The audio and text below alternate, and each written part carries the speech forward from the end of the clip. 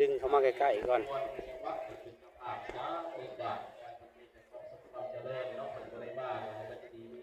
ยกยอดโซฟายกยอดโซฟา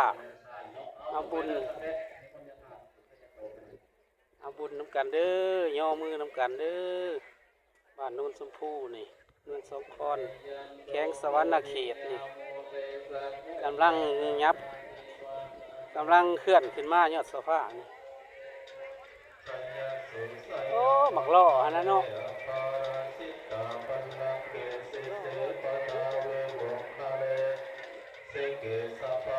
ปานนั้นสิเอาเทื่อสอง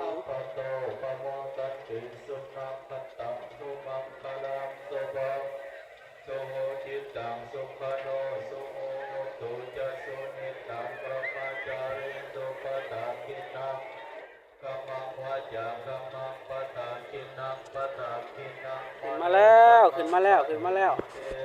ยอดโซฟาขึ้นมาแล้วยอดที่หนึ่งกำลังขึ้นมาเนี่ย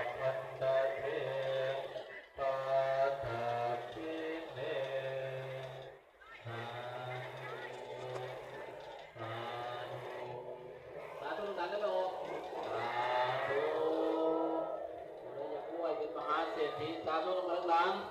สาธุ